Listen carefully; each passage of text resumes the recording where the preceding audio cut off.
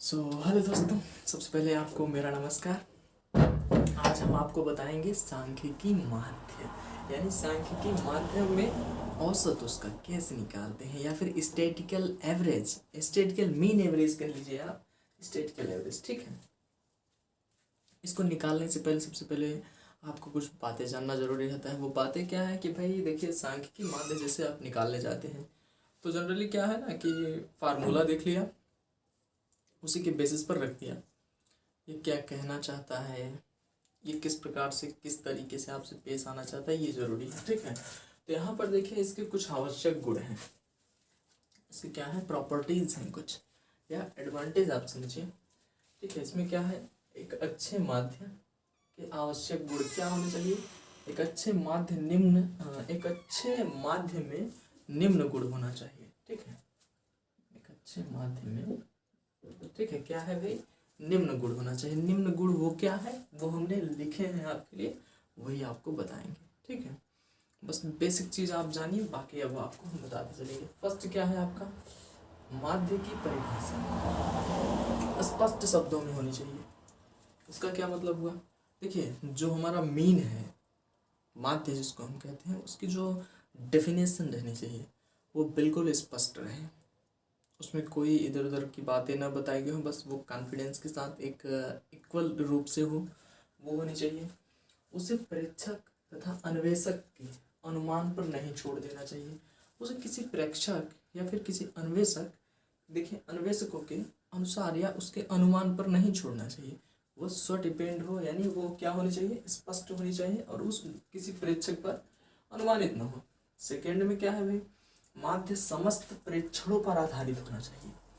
माध्य क्या है, समस्त प्रेक्षण, प्रेक्षकों पर नहीं, प्रेक्षकों के अनुमान पर नहीं, प्रेक्षणों पर, प्रेक्षणों पर क्या रहना चाहिए भाई, माध्य रहना चाहिए। ठीक है, आधारित रहना चाहिए। अब क्या है, माध्य सरलता और शीघ्रता से निकाला जाना चाहिए। माध्य कैसा रहना चाहिए, माध्य ऐसा रहे जो आपको ऐसा लगे कि वाह, मतलब बहुत आसानी से निकल जाए, वो सरल एवं सुगम रूप से निकले। ठीक है, सरलता से, शीघ्रता से। ठीक है, यही दिखा है, माध्य सरलता और शीघ्रता से निकाला जाना चाहिए। ठीक है, फोर्थ में क्या है, माध्य में कुछ ऐसे स्पष्ट गुण होने चाहिए। माध्य में क्या कह रहा है, कुछ ऐसे स्पष्ट, स्पष्ट मतलब एक प्रकार से आप कह सकते हैं ट्रांसपेरेंट, पारदर्शी। ठीक है, स्पष्ट गुण होने चाहिए जिससे उसकी सामान्य प्रकृति आसानी से समझ में आए, जिससे उसमें जो कुछ भी गुणे भाग हो रहे हैं या फिर जो चेंजेस हो रहे हैं वो आपको आसानी से समझ में आए। ठीक है, अब क्या है, एक अच्छे माध्य की विशेषता यह है कि विभिन्न प्रतिदर्शों के घट बढ़, यानी फ्लक्चुएशन से माध्य पर कम से कम प्रभाव पड़े।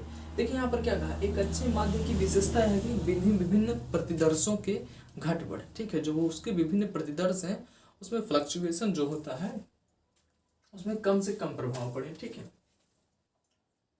6 में क्या है, 5 का ये हो गया आपका। 6 में क्या कह रहा है, उसका प्रयोग बीजीय विधियों द्वारा किया जा सके, और उसका प्रयोग कैसा किया जा सके, भाई बीजीय विधियों द्वारा किया जा सके। ठीक है, तो इन ऐसे गुण होने चाहिए। अब चलते हैं हम आगे की तरफ। ठीक है, बने रहिए।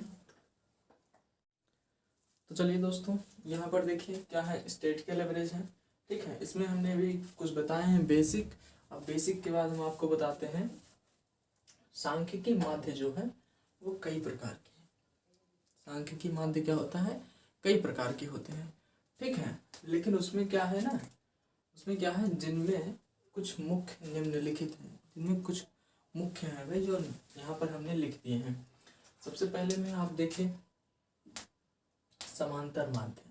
समांतर माध्य को हम जनरली अरिथमेटिक मीन या फिर माध्य कहते हैं, जनरली अरिथमेटिक मीन या माध्य कहते हैं। ठीक है, अब दूसरा क्या है, मध्य का। मध्य क्या क्या है आपकी, मीडियन है। ठीक है, क्या है, मीडियन है। ठीक है, या हाँ मीडियन है, इसको हम मध्यका भी कहते हैं, मध्यका को मध्यका भी कहते हैं। सेकंड हो गया। थर्ड में आपका होता है बहुलक, मोड, जिसको आप मोड कहते हैं। ठीक है, बहुलक हो गया, जो लाभ भाषा से ली जाती है। ठीक है, हाँ।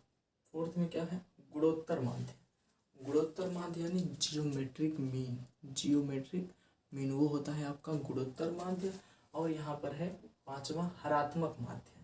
हमने देख लिया बहुलक जिसको हम मोड कहते हैं, ठीक है, और गुणोत्तर माध्य देख लिया जिसको हम जियोमेट्रिक मीन कहते हैं, हरात्मक माध्य देख लिया जिसको हम हार्मोनिक मीन कहते हैं। क्या कहते हैं? हार्मोनिक मीन, ठीक है। ये चीज़ समझ में आ गया आपको। अब हम चलते हैं समांतर माध्य। समांतर माध्य में देखिए क्या है, अरिथमेटिक मीन, ठीक है। हमने आपको कई टाइप के माध्य बता दिए। यहाँ पर देखिए सबसे पहले हमने बताया समांतर माध्य, मध्यिका, बहुलक जिसको हम मोड कहते हैं, मध्यिका को मीडियन कहते हैं। उसके बाद जियोमेट्रिक मीन यानी क्या हो गया आपका गुणोत्तर माध्य, हार्मोनिक मीन जिसका जो हो गया हरात्मक माध्य। ये माध्य हो गए आपको। अब हम चलते हैं आपका समांतर माध्य में। समांतर माध्य वह मान है, क्या कह रहा है भाई, समांतर माध्य वह मान है जो कि श्रेणी के सब पदों के मानों के योग की पदों की संख्या से भाग देने पर प्राप्त होता है। फिर से देखिए, समांतर माध्य वह मान है जो कि श्रेणी के सब पद, भाई यहाँ पर ऐसे लिख सकते हैं, श्रेणी के सब पद, ठीक है, पदों की संख्या, सब पदों की संख्या बटे क्या है, हाँ नहीं क्या है, श्रेणी के सब पदों के मानों के योग, सॉरी यहाँ पर संख्या ना रहेगा, सब पदों के मानों का जो योग है, योग मतलब होता है आपका जोड़, ठीक है, बटे क्या रहेगा आपका, पदों की संख्या।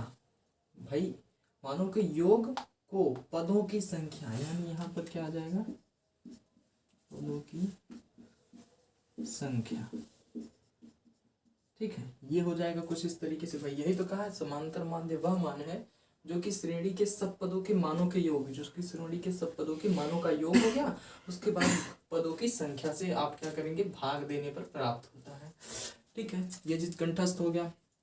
अब चलते हैं, समांतर माध्य को कभी कभी केवल माध्य ही कहते हैं।